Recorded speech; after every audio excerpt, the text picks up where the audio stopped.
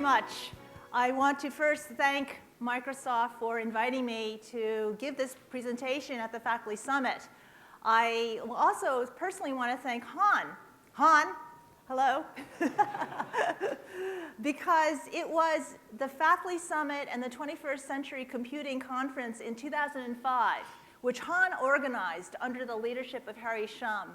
And it was at those two events where I had this idea about computational thinking. And I decided I'd try it out on the Chinese audience. I had never given any talk about this before.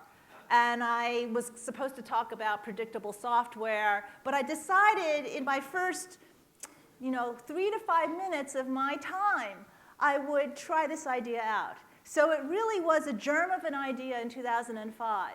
And so what I'm going to do, so now my 3 to 5 minute talk has turned into an hour talk, which I'm going to compress into probably 35 or 40 minutes. But what I'm going to do is actually explain how far we've come, both in terms of computational thinking and research, and I think of a special interest to this audience is computational thinking in education. So I want to be sure to cover all my stories and examples, but really make sure I get to the education aspects, because I know many of you are thinking about your own curriculum on your campuses and also the implications for pre-college students. So I'd really like to get to that. So let me just start by sharing with you this vision. In fact, I think I showed this slide in 2005. And my grand vision is that computational thinking will be a fundamental skill used by everyone in the world by the middle of the 21st century. So we're not quite there yet. We have some time. In fact, I think in the past 7 years, we've gone much further than I expected. Now, when I say this, I mean, in some sense, in an exaggerated way, computational thinking just as fundamental a skill as reading, writing, and arithmetic. This is a quite ambitious vision, but it's good to have these far-out visions. And it's, of course, quite incestuous, this vision, in that it will be computing and computers that will spread computational thinking. The implications with respect to this vision are twofold. One is, of course, in research. What does this mean for computer science researchers, but also what does this mean for researchers in other disciplines? And I'd like to argue that every other discipline has already been influenced by computational thinking or is being influenced as I speak. And so the first half of my talk will try to make that argument by going through a lot of disciplines and showing you examples of how the influence has spread from science to the arts. The second implication is one of dear interest to all of us, and that is in education. And certainly at the college level and above, I think it's a given by my argument about research influence that computational thinking will be important for every student. The question, really, the challenge question is, what does this imply educationally in terms of pre-college students, what we call in the United States K through 12, K for kindergarten, 12 for 12th grade. So you can see by the date of my 3-page article that my unrolling of this idea at the Microsoft Faculty Summit in 2005, it really was a germ of an idea that eventually I wrote down in a 3-page article. It's a very short article. I encourage all of you to read it. In fact, it's been translated into Chinese, so you can all read it and understand it. It's a very good translation, by the way. Okay, so before I talk about computational thinking, I think it's important for me to share with you what I think about what computing is. Because you can't talk about computational thinking without talking about computer science or computing. And so to me, computing is the automation of abstractions. The idea is that you have some kind of automaton on the bottom. It could be a machine. It could be a human being, because humans compute. Or it could be what I think is the new paradigm of computers today, which is networks of humans and machines working together. And so the idea is you have some kind of machine on the bottom, but what is it executing? What is it animating? What is it automating? It's abstractions that we as human beings think of in our heads. That's what computer science is all about. We have, machines, and we have all these layers of abstraction, and we, write them all down. We express our abstractions concretely in terms of some programming language, and write some code, and then all of a sudden the machine can actually animate these abstractions. So to me, computational thinking focuses on the abstraction part of this picture. So I'm not going to talk about machines and humans and networks of humans and computers and so on. I'm going to talk about abstractions. And to me, computational thinking is all about the process of abstraction. And so for us, what does that mean? It means when we are faced with a problem, it means choosing the right abstractions. That's the art of computing, if you will. That's what machines still can't do automatically. It still takes human ingenuity to think of those abstractions. And that's why I say computational thinking, because till Eric's dream comes alive in our grandchildren's age, humans are still the thinkers. And again, as you know, in computer science, the way we've been able to build complex, huge systems is through layers of abstraction. And I think what distinguishes computing from other science and engineering disciplines is that we actually operate at multiple levels of abstraction at the same time. So if you just think about a compiler, immediately you're talking about the source code and the target code. And of course, given that an abstraction is just a mathematical object, we can talk very formally about the relationship between these layers and define abstraction functions or simulation relations and so on. So all of what I just said, however, is not new to computer science. Computer scientists did not invent this. Mathematicians use abstractions all the time. So what's a little different in computing is that our abstractions are guided usually by certain measures. We want efficiency. We want correctness. So for instance, when we think of an algorithm, which is just an abstraction of a process that takes some inputs and follows some instructions and produces some output, we often ask questions about it, like, is this the most efficient algorithm that we can use to solve a particular problem? Where efficiency is measured by time or space, and I think the new one is power.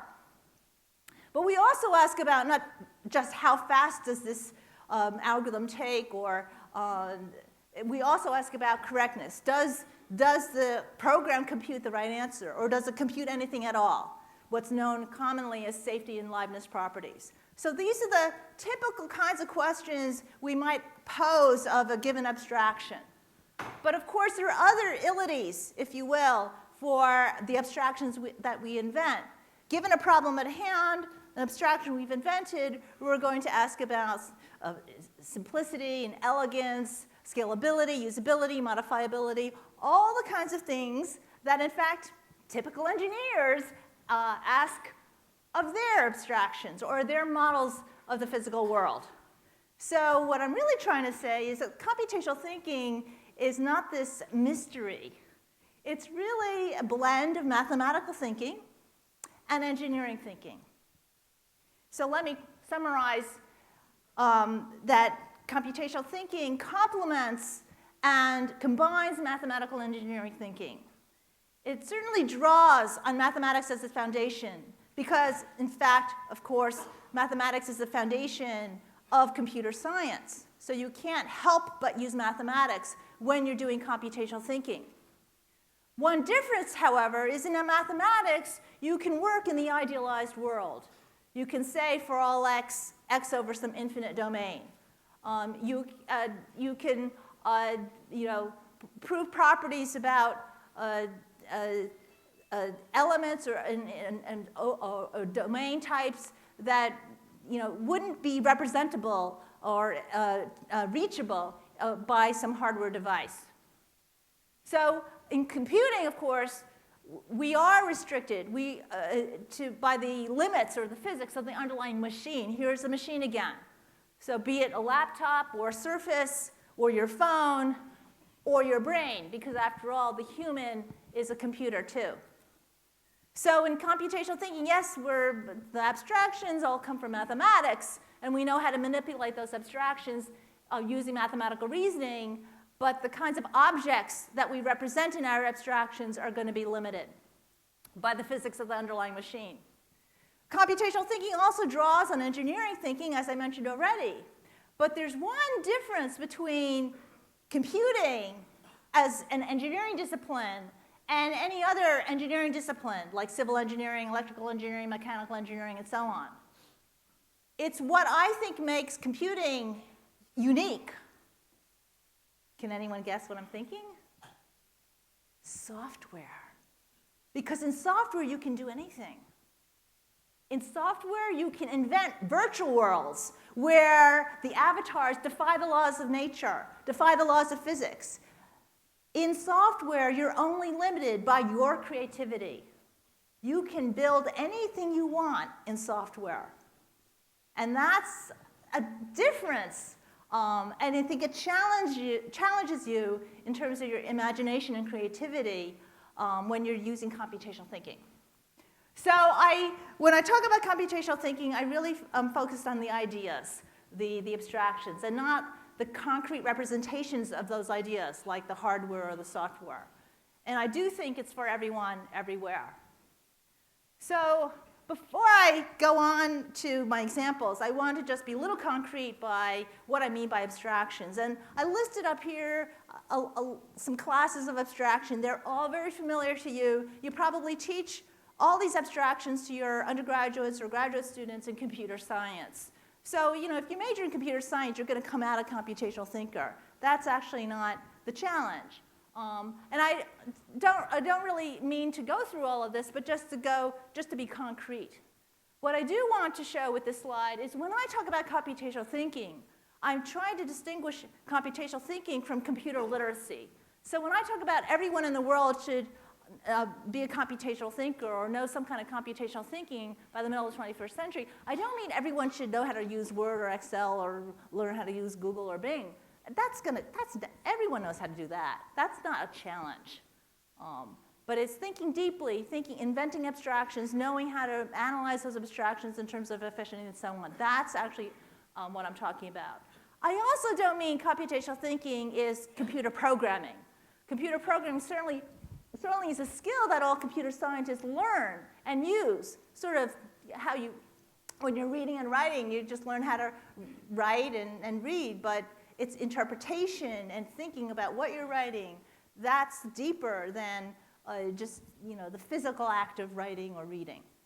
So now, in summary, I just mean that computational thinking is the thought processes involved in formulating a problem and expressing a solution in a way that a computer, human or machine, can effectively carry out.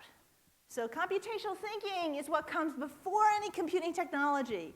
It's too easy in computer science to be swept up with the technology that comes out and thinking that that's all of what computing is about. It's not. Computing technology had to come from somewhere, an idea in someone's head, and that's the computational thinking part.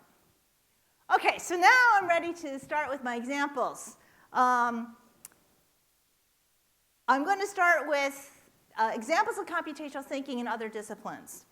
And let me start with one discipline that has been greatly influenced, I believe, already by many different computational methods. So what one discipline do you think I might have in mind?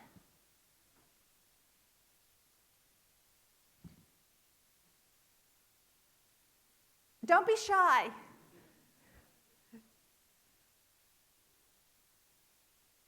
I'm looking at Michael Jordan for a reason. What? Biology!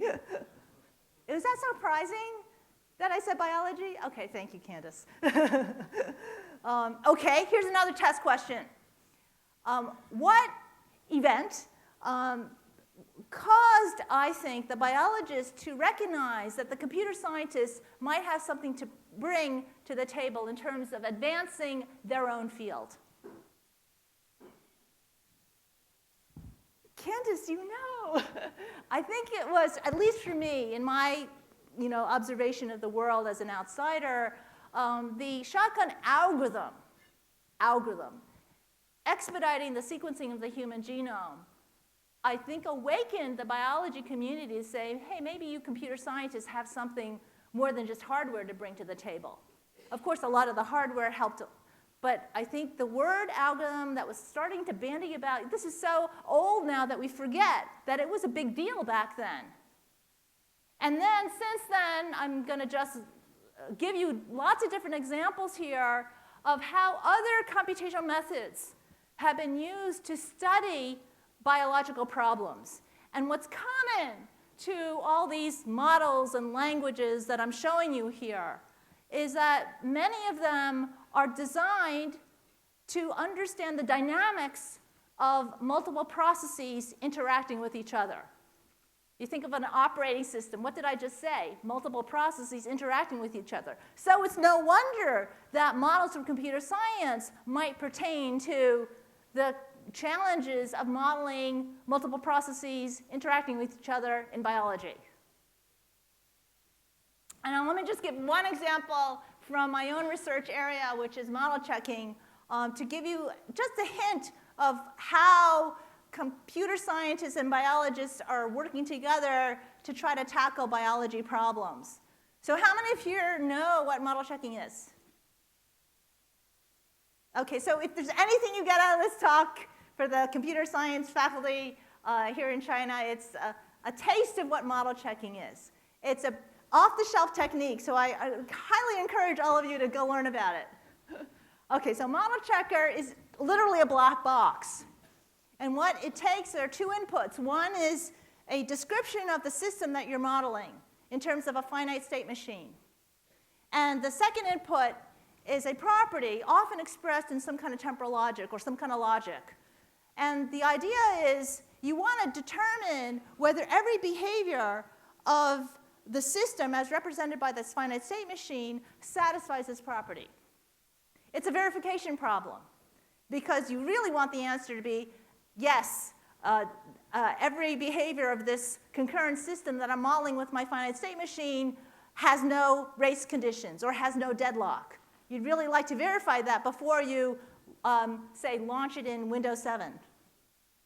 So what the model checker does is you push the button, and out comes the answer, yes. Every single behavior represented by this finite state machine satisfies this property, deadlock freedom. But more often than not, you get the answer no, but you get a very interesting no answer. You get an example of a behavior that does not satisfy the property. So that's called a counterexample. And it's this advantage that this verification tool gives you a counterexample that has made model checking an off-the-shelf verification technology for many hardware companies, for instance. So now, what does this have to do with biology? So that's my next slide. Here's just an example of a recent work by a colleague of mine who has been working with biologists in understanding the interaction between diabetes and cancer. And I'm not going to go through this in detail, but they created a state machine model of the proteins that inhibit or actuate each other in terms of representing a diabetes cancer model, a single-cell diabetes cancer model. So this is basically a state machine. You can think of these as variables, and they're either on or off, and you can think of the arrows as determining actuation or inhibiting. And then you can express all sorts of interesting properties and ask questions about diabetes and cancer, which risk factors are related to others, and so on. And so I'm not going to, again, go through the details, but you can actually express these English language questions in terms of formal logic and then feed it to the model checker. And this is your state machine, which is really just a Boolean state machine. You can think of the variables as being Booleans or on or off. And so what's, of course, nice about this technique, model checking, is that it can handle very large state spaces. So this is actually a 2 to the 49 state space model, and you can basically feed it into the model checker, push the button, and answer these kinds of questions. And so this is just an example of a kind of question or conclusion they can come up with based on this particular model. Diabetic risk factors might not increase cancer risk in normal cells, but they will promote cell proliferation of the cells in precancer stage and so on. So this is a very recent work, and just a taste of what you could do with using model checking in biology. Okay, so I very quickly tried to argue that, at least in biology, there have been many computational methods that have been used to model, for instance, the dynamics of interacting processes. And I just showed you one example method, model checking. But let me flip the question.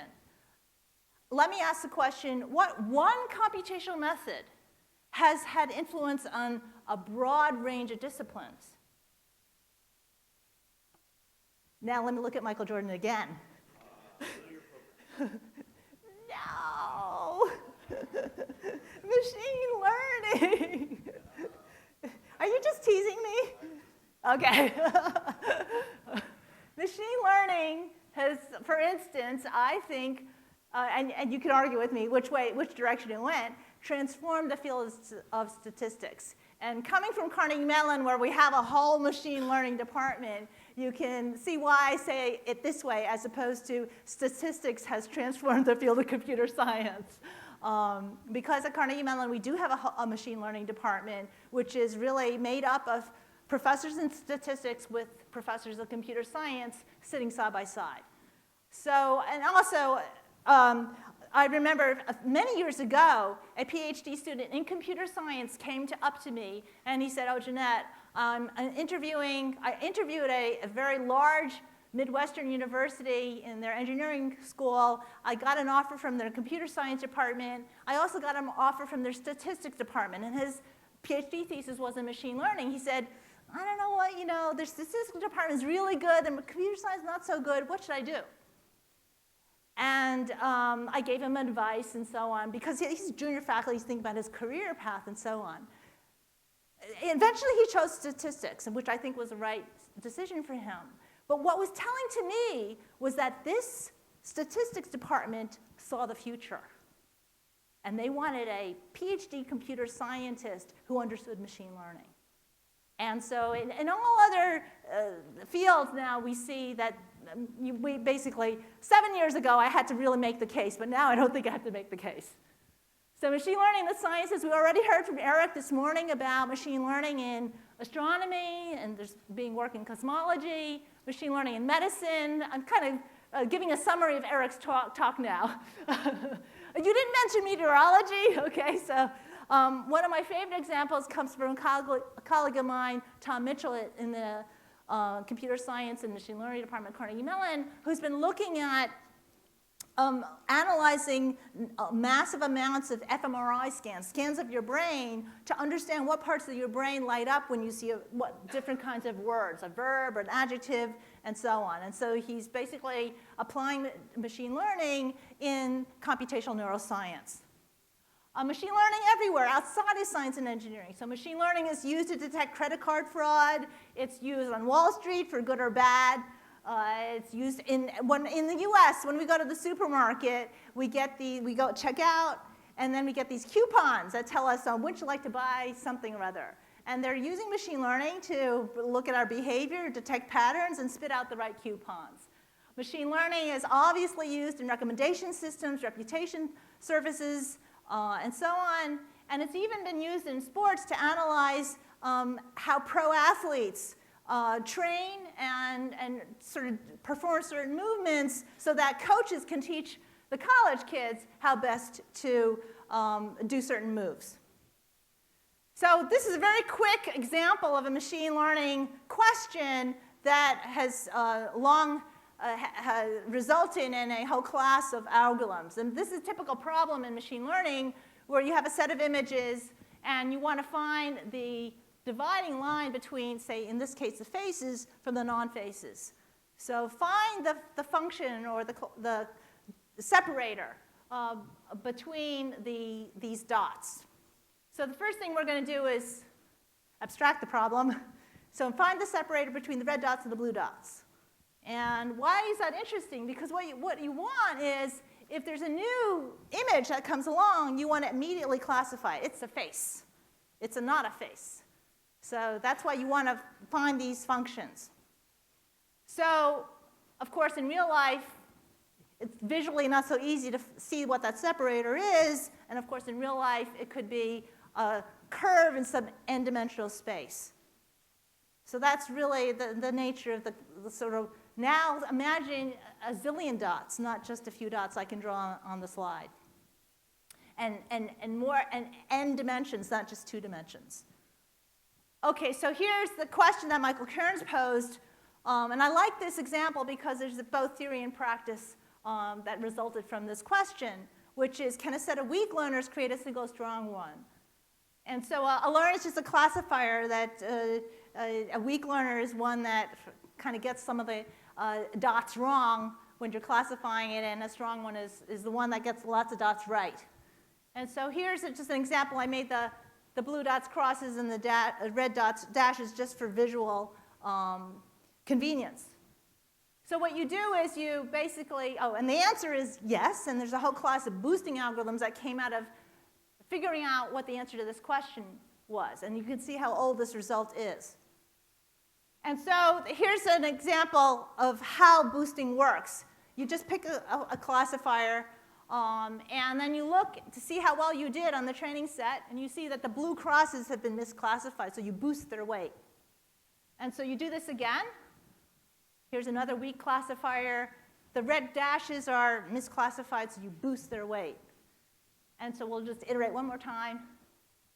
There you go.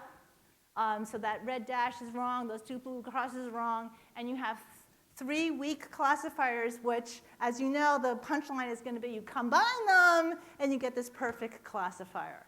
So this is just a hint as to how the boosting algorithm works. And boosting algorithms now is just run-of-the-mill kind of machine learning that's been used in tumor classification. It's used in reputation services. It's used everywhere. And Eric and Michael Jordan are really the experts who can tell you more than me. Okay, so that's what I did was I had one example in biology, one discipline, multiple methods. The flip of that, one method, multiple disciplines. Now let me just walk through a few more examples to show the breadth of computational thinking in other disciplines. So in other sciences, in chemistry, in physics, in the geosciences, let me just tell you one physics story. This was a story given to me by Scott Aronson, who's a faculty member at MIT in theoretical computer science, and he collaborates with physicists. And he's been working in quantum computing for a number of years. And he was working with a physicist trying to understand this particular kind of quantum computer called adiabatic quantum computing. And in this particular kind of quantum computer, you express the problem that you're trying to solve in a kind of structure called a Hamiltonian. And you can't easily read off the answer in that structure. So what you do is you modify, transform that Hamiltonian into a different Hamiltonian, and you can easily read off the answer in that that transformed Hamiltonian. And in fact, there's a process by which you can make the 2 different Hamiltonians converge towards each other. So the question he asked of the physicist as a computational thinker was, how fast does this convergence process happen? Natural question for a computer scientist. Remember I talked about efficiency? The physicists had never asked that question before. The existence of the process was good enough for them, but how fast? They never asked it. Of course, Scott was very interested in the answer, because if it were polynomially fast, he might have some hint at the P equals NP problem.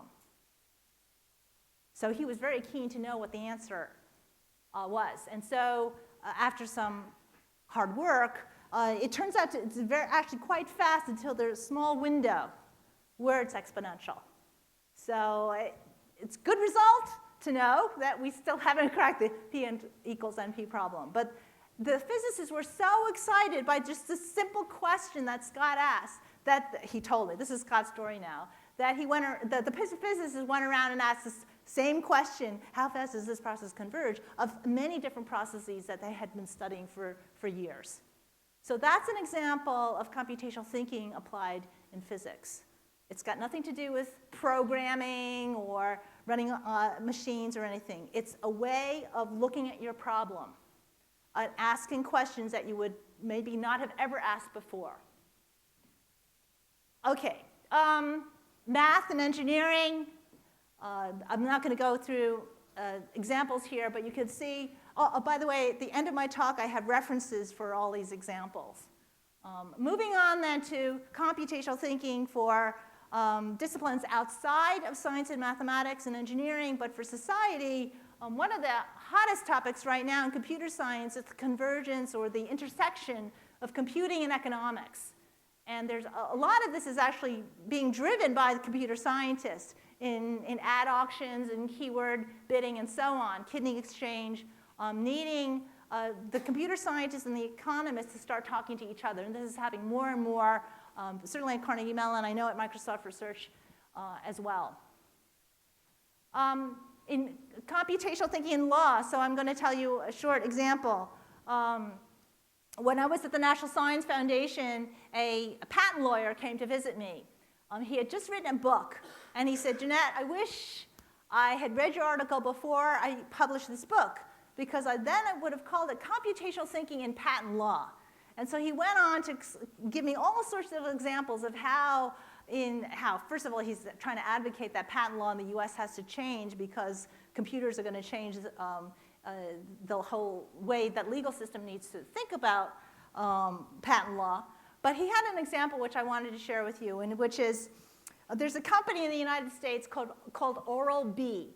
Oral-B makes toothbrushes, okay? And he said there was an employee at Oral-B, it's a PhD in physics, who was handed the problem by Oral-B to determine the optimal placement of the bristles in a toothbrush for maximizing cleaning your teeth. Very natural question for a toothbrush company to ask. Now, this physicist, he was not too happy on his job. He didn't really want to calculate what this optimal placement might be. So he decided he would throw a genetic algorithm at it. Let the computer figure it out. And interestingly, to the surprises of physicists, the genetic algorithm determined that the optimal placement was when they actually crossed each other. And so the reason that he, the patent lawyer, was interested in all of this shenanigans was, who gets the patent? The one who invented the genetic algorithm, the physicist who thought to use the genetic algorithm, Oral-B, the software. So anyway, that's why he wrote that book. But I thought that's it's a cute example, and it's true. It's a true story. Okay, another example I like to give, healthcare. I'm not going to cover this because Eric did. It's archaeology. So this I'd like to talk about. I like to cover because this is specifically of interest to MSRA. They had an e-heritage project. I don't know if it's still going on, which I think was one of the first projects that brought computing to history and archaeology in this case. And there are lots of more recent examples of digital archaeology. Journalism. In Northwest, there's a university very famous in journalism called Northwestern University in the United States. They just started a computational journalism degree program. Humanities, this is a favorite of mine. Again, when I was at the National Science Foundation, I had visitors from the National Endowment of the Humanities who came to me and said, Jeanette, I want to do a big data challenge, competition joint with the NSF. And I want it to be, what could you do with 1 million books? And as a computer scientist, I thought, 1 million books? What's 1 million books? How about 1 billion books? And then I realized that to a humanities scholar, to someone in history or English or literature, 1 million books is a lot of information. So can you imagine, if you read a book a day for all 100 years, if you lived 100 years, you could only read 36,500 books. 1 million books is a lot of information, and the idea was you've got scholars from different parts of the humanities, history, literature, linguistics, and so on, all of a sudden seeing patterns across this 1 million books that no one scholar could ever detect on his or her own. So that was actually, that project was funded, it was refunded, and so on, and lots of interesting stuff came out of it.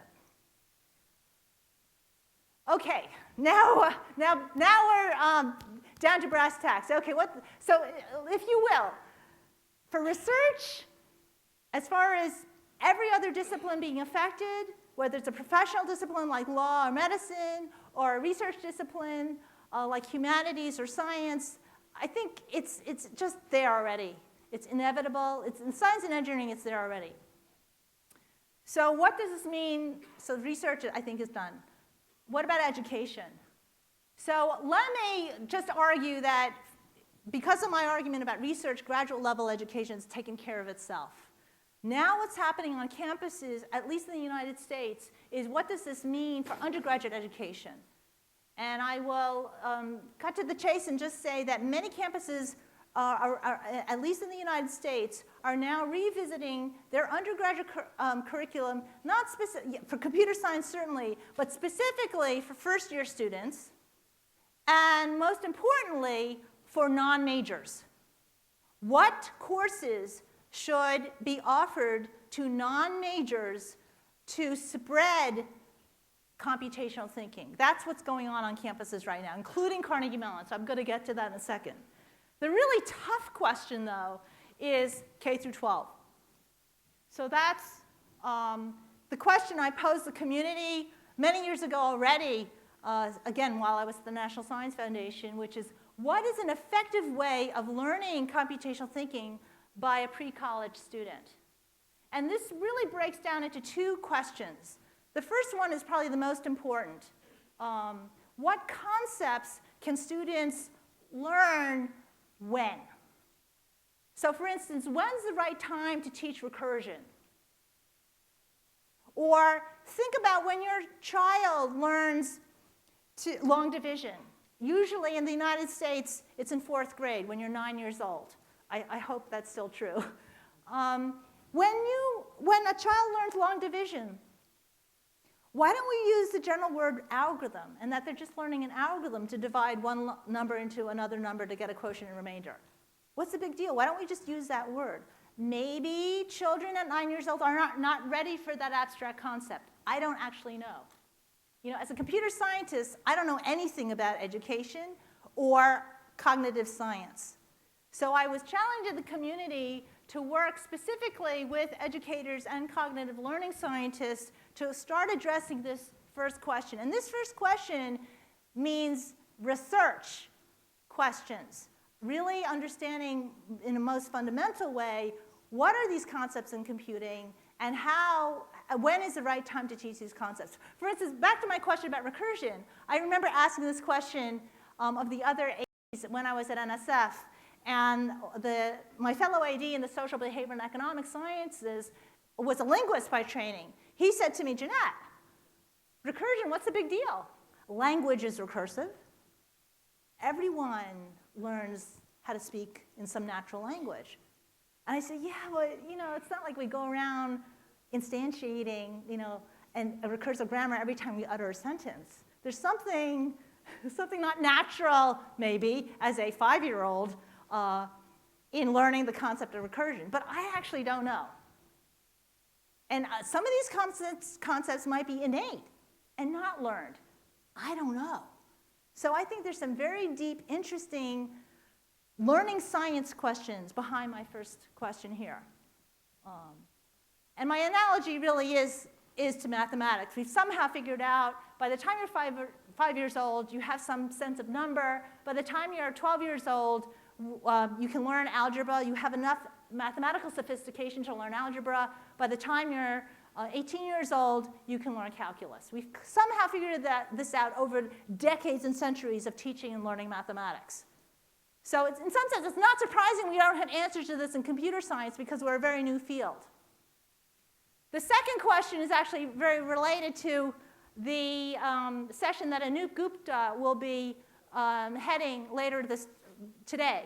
It has to do with technology and enhancing learning of computational concepts. So I'll let Anup just answer that question for us. Okay, I want to give you one simple example of how computational thinking is actually very natural to use in daily life. And this is me at the National Science Foundation, my second day at work, at the coffee station. And what do? I go and get a cup, and I put some milk in it. I put some coffee in it. I put some sugar in it, get my lid, then a napkin, and then I leave.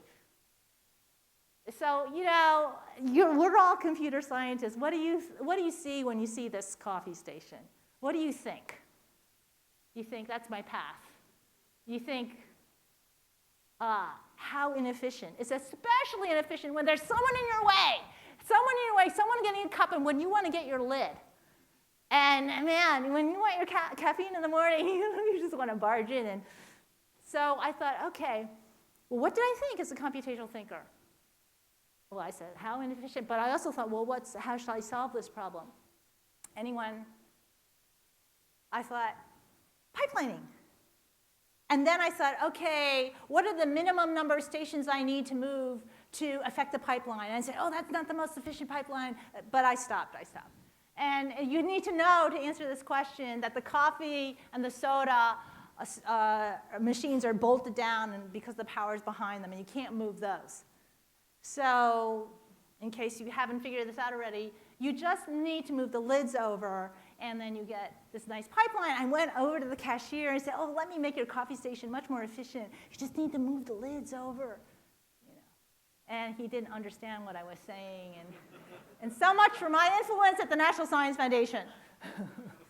But in reality, I did have quite an influence at NSF in a serious way in terms of computational thinking. And I'm proudest of this achievement. When I first came in, which was FY08, NSF had already dedicated about $50 million into a program called Cyber-Enabled Discovery and Innovation, which is really computational thinking for scientists and engineers. By the time I left, the budget request was $100 million.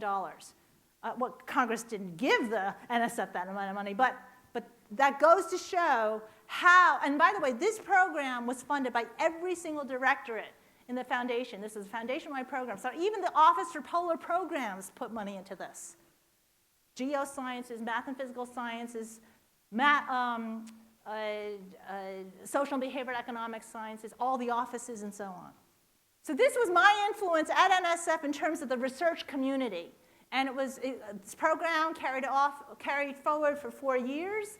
And it was the seed for the big data movement now that the US is enjoying. Because the first theme in CDI was from data to knowledge. So already back then, in 2007, I was promoting big data. And I was promoting the use of machine learning to analyze the big data. And as I left, and that's just examples, when I left, I started an education program that was trying to address the educational challenges of developing competencies in K through 14 or K through 16 in computational thinking. And this is actually joined with the Education and Human Resources Directorate, so we really got the education scientists on board.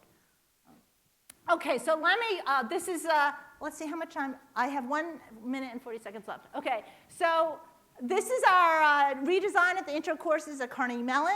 This course is for non-majors, and there are almost 400 students taking this course this semester, which for CMU is a large number.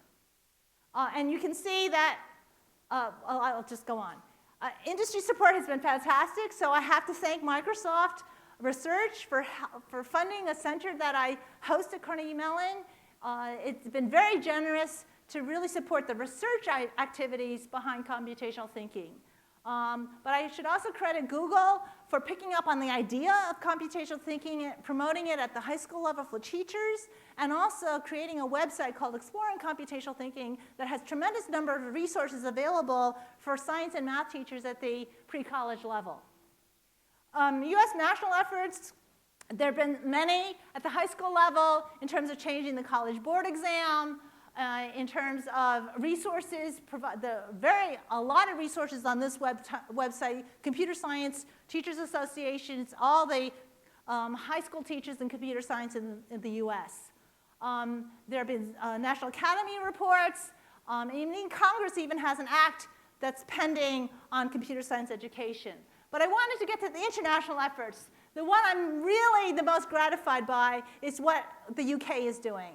And many years ago, there was an assessment, a research assessment of computer science in the UK, and without my influence at all, they were really saying computational thinking is influencing all disciplines. But the one I'm most excited about is what came out earlier this year. The British Royal Society published a report, and that basically said we need to overhaul what we are teaching in terms of computer science to our pre-college students. And I'll just quote a couple here. Computational thinking offers insightful ways to view how information operates in many natural and engineered systems.